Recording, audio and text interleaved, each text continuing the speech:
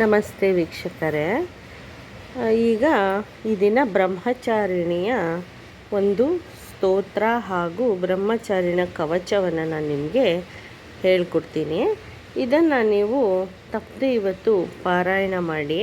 ನಿಮ್ಮ ಎಲ್ಲ ಕಷ್ಟಗಳು ದೂರವಾಗ್ತವೆ ಮತ್ತು ಮಂಗಳನ ಅನುಗ್ರಹ ಆಗುತ್ತೆ. ನಿಮಗೆ ಮಂಗಳ ಇದ್ದರೆ ನಿಮಗೆ ಸಕಲ ಕಾರ್ಯ ಸಿದ್ಧಿಯಾಗತ್ತೆ.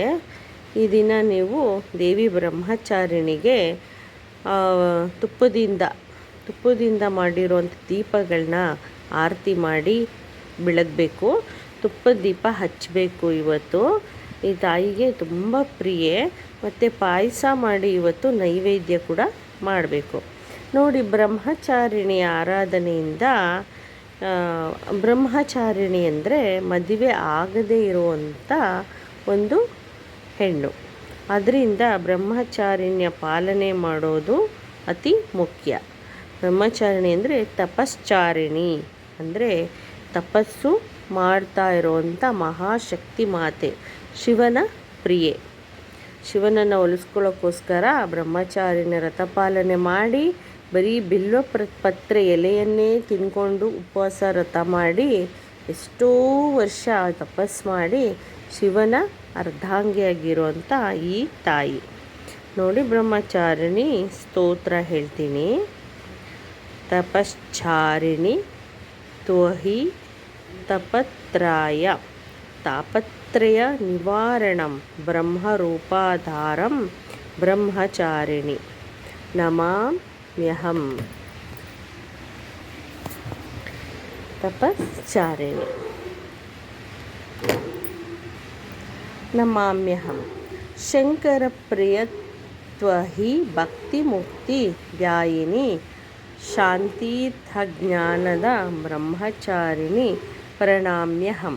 ಮತ್ತೊಂದು ಬಾರಿ ಹೇಳ್ತೀನಿ, ಕರೆಕ್ಟಾಗೆ ಕೇಳಿಸ್ಕೊಳ್ಳಿ ವೀಕ್ಷಕರೇ. ಬ್ರಹ್ಮಚಾರಿಣಿ ಸ್ತೋತ್ರ. ತಪಶ್ಚಾರಿಣಿ ತ್ವಹಿ ತಾಪತ್ರಯ ನಿವಾರಣಾಯ ಬ್ರಹ್ಮರೂಪಧಾರ ಬ್ರಹ್ಮಚಾರಿಣಿ ನಮಾಮ್ಯಹಂ. ಶಂಕರ ಪ್ರಿಯ ತ್ವಹಿ ಭಕ್ತಿ ಮುಕ್ತಿ ದಾಯಿನಿ ಶಾಂತಿಧ ಜ್ಞಾನಧ ಬ್ರಹ್ಮಚಾರಿಣಿ ಪ್ರಣಾಮ್ಯಹಂ. ಮತ್ತು ಇವಾಗ ಬ್ರಹ್ಮಚಾರಿಣಿ ಕವಚ. ಇದು ತುಂಬ ಶಕ್ತಿಯುತವಾದ ಈ ಕವಚ. ಈ ಕವಚವನ್ನು ಕೂಡ ನೀವು ಪಾರಾಯಣ ಮಾಡಿ. ಈಗ ಫಸ್ಟ್ ಹೇಳಿರುವಂಥದ್ದನ್ನು, ಈ ಒಂದು ಬ್ರಹ್ಮಚಾರಿಣಿ ಸ್ತೋತ್ರವನ್ನು 3 ಬಾರಿ, 5 ಬಾರಿ, 11 ಬಾರಿ, 21 ಬಾರಿ ಹೇಳ್ಕೊಳ್ಳಿ. ಈಗ ಬ್ರಹ್ಮಚಾರಿಣಿ ಕವಚವನ್ನು ನೀವು ನಿಮ್ಮ ಸಾಧ್ಯವಾದಷ್ಟು ಸಲ ಹೇಳ್ಕೊಳ್ಳಿ. ಆದರೆ ಪಾಯಸ ನೈವೇದ್ಯ ಮಾಡಿ ಹೇಳಿ ವೀಕ್ಷಕರೇ. ಮತ್ತು ತುಪ್ಪದ ದೀಪ ಬೆಳಗ್ತಾ ಇರಲಿ. ಆನಂತರ ಆರತಿನ ತೆಗಿಬೇಕು. ಆರತಿ ತೆಗಿಲೇಬೇಕು ನೀವು ಪ್ರತಿನಿತ್ಯ. ನೋಡಿ, ಬ್ರಹ್ಮಚಾರಿಣಿ ಕವಚ. ತ್ರಿಪುರ ಮೇ ಹೃದಯಂ ಪಟು ಲಲಾಟೆ ಪಟು ಶಂಕರ ಭಾಮಿನಿ ಅರ್ಪಣ ಸದಾ ಭೋ ನೇತ್ರೋ ಅರ್ಧರಿಚ ಕಪೋಲೋ ಪಂಚದಶೆ ಕಾಂತೆ ಪಟು ಮಧ್ಯದಿಶೆ ಪಟು ಮಹೇಶ್ವರಿ ಷೋಡಶಿ ಸಾಧಪುತೋ ನಭೋಗ್ರಹ ಚ ಪಾದಾಯ ಅಂಗಪ್ರತ್ಯಂಗ ಸತತಪಟು ಬ್ರಹ್ಮಚಾರಿಣಿ. ಬ್ರಹ್ಮಚಾರಿಣ್ಯ ಆರಾಧನಾಯ ತಪಸ್ಸಿಗೆ ನಮವಾಗಿರುತ್ತದೆ. ಭಕ್ತರೆಲ್ಲರೂ ದುರ್ಗಾರ್ಣಗಳನ್ನು ಕಳೆದು ಉದ್ಧತೆ ಸದ್ಗುಣಗಳನ್ನು ಬೆಳೆಯುತ್ತದೆ. ಯಶಸ್ಸಿಗೆ ಅಡ್ಡಲಾಗಿರುವ ಎಲ್ಲ ತೊಡಕುಗಳು ಸೇರಿದ ಮನಸ್ಸಿಗೆ ಶಾಂತಿ ಹಾಗೂ ಮಾಡುವ ಎಲ್ಲ ಕೆಲಸದಲ್ಲೂ ನೆಮ್ಮದಿ ದೊರೆಯುವುದು. ಹಾಗಾಗಿ ನವರಾತ್ರಿಯ 2ನೇ ದಿನ ಬ್ರಹ್ಮಚಾರಿಣಿಯನ್ನು ಪೂಜಿಸಿ ಮಾತೆಯ ಆಶೀರ್ವಾದ ಪಡೆದುಕೊಳ್ಬೇಕು ನೀವು ವೀಕ್ಷಕರೇ.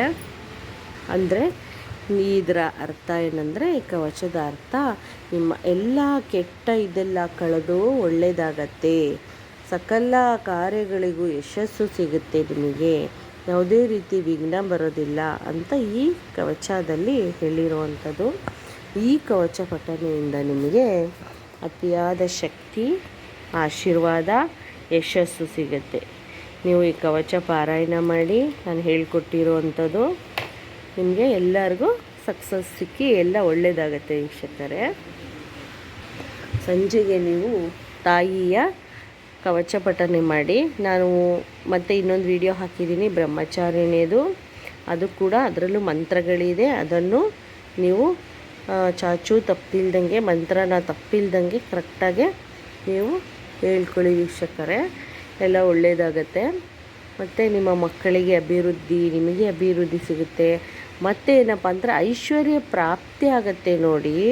ಮಂಗಳ ಗ್ರಹ ಶಾಂತಿ ಆದರೆ ನಿಮ್ಮ ಜಾತಕದಲ್ಲಿ ಮತ್ತೆ ಕೆಲವ್ರಿಗೆ ಇದ್ದಕ್ಕಿದ್ದಾಗೆ ಕೋಪ ಬರೋದು, ತಮಗೆ ತಾವೇ ಕಿರ್ಚಾಡೋದು, ತಮಗೆ ತಾವೇ ಮಕ್ಕಳ ಮೇಲೆ ಮಕ್ಕಳಿಗೆ ಯಾವಾಗಲೂ ಹೊಡೆಯೋದು, ಗಂಡನ ಮೇಲೆ ಜಗಳ ಮಾಡೋದು, ಮತ್ತು ಗಂಡಸರು ಬಂದುಬಿಟ್ಟು ಹೆಂಡ್ತಿಗೆ ಹೊಡೆಯೋದು, ಮಕ್ಕಳಿಗೆ ಹೊಡೆಯೋದು. ಯಾಕೆ ಅವ್ರಿಗೆ ಮಾಡ್ತಾರೆ ಅಂದರೆ, ಕೆಲವ್ರಿಗೆ ತುಂಬ ಹುಷಾರಿಲ್ಲದೆ ಇರೋದು, ಬ್ಲಡ್ ಶುಗರ್ ಜಾಸ್ತಿ ಇರೋದು, ಅವ್ರಿಗೆ ಸುಸ್ತಾಗೋದು, ಇದೆಲ್ಲ ಕಾರಣ ಮಂಗಳ ಅವ್ರ ಜಾತಕದಲ್ಲಿ ಮಂಗಳ ನೀಚ ಮನೆಯಲ್ಲಿದ್ದರೆ, ಮಂಗಳನಿಗೆ ಅಲ್ಲಿ ಬೇರೆ ಗ್ರಹದಿಂದ ತೊಂದರೆ ಇದ್ದರೆ ಮಾತ್ರ ಈ ರೀತಿಯೆಲ್ಲ ಆಗತ್ತೆ ವೀಕ್ಷಕರೇ.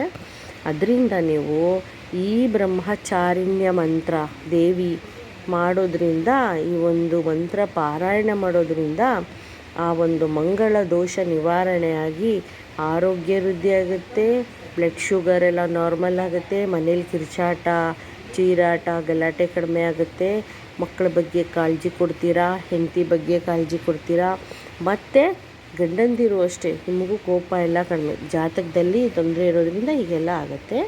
ಅದರಿಂದ ನೀವು ಬ್ರಹ್ಮಚಾರಿಣ್ಯ ಕವಚ, ಸ್ತೋತ್ರ, ಮಂತ್ರ ನಾನೆಲ್ಲ 2 ವಿಡಿಯೋಲು ಹಾಕಿದ್ದೀನಿ. ದಯವಿಟ್ಟು 2 ವಿಡಿಯೋನು ನೀವು ಗಮನ ಕೊಟ್ಟು ಕೇಳಿಸ್ಕೊಳ್ಳಿ. ನೆಗ್ಲೆಕ್ಟ್ ಮಾಡಬೇಡಿ ಯಾರೂ. ವಿಡಿಯೋನ ಫುಲ್ ನೋಡಿ, ಸ್ಕಿಪ್ ಮಾಡಬೇಡಿ. ನಾನು ಸ್ಕಿಪ್ ಮಾಡಬೇಡಿ ಅಂತ ಹೇಳ್ತಾ ಇರೋದು ನಿಮ್ಗೆ ಒಳ್ಳೆಯದಕ್ಕೆ. ಅದರಿಂದ ನೀವು ಈ ಒಂದು ಮಂತ್ರಗಳನ್ನ ಪಾರಾಯಣ ಮಾಡಿ. ಇದು ಗ್ರಂಥದಲ್ಲಿರುವಂಥ ಮಂತ್ರಗಳು. ನವರಾತ್ರಿಯಲ್ಲಿ ಪಾರಾಯಣ ಮಾಡಿದ್ರೆ ಏನೇ ನೀವು 1% ನೀವು ಪುಣ್ಯ ಕೆಲಸ ಮಾಡಿದ್ರೆ ನವರಾತ್ರಿಯಲ್ಲಿ ಅದು 10 ಪಟ್ಟು, 10 ಪಟ್ಟು ಮಾಡಿದ್ರೆ 100 ಪಟ್ಟು, 100 ಪಟ್ಟು ಮಾಡಿದ್ರೆ 1000 ಪಟ್ಟು, ಹಾಗೆ ನಿಮಗೆ ಫಲ ಸಿಗುತ್ತೆ ವೀಕ್ಷಕರೇ. ಮತ್ತು ನಾನು ನೆಕ್ಸ್ಟ್ ವಿಡಿಯೋಲಿ ನಿಮಗೆ ಸಿಗ್ತೀನಿ. ಆರತಿ ಮಾಡೋದು ಮರಿಬೇಡಿ, ತುಪ್ಪದ ಆರತಿ ಮಾಡಿ. ನನ್ನ ಚಾನಲ್ನ ಲೈಕ್ ಮಾಡಿ, ಶೇರ್ ಮಾಡಿ, ಸಬ್ಸ್ಕ್ರೈಬ್ ಮಾಡಿ ವೀಕ್ಷಕರೇ. ನಮಸ್ತೆ.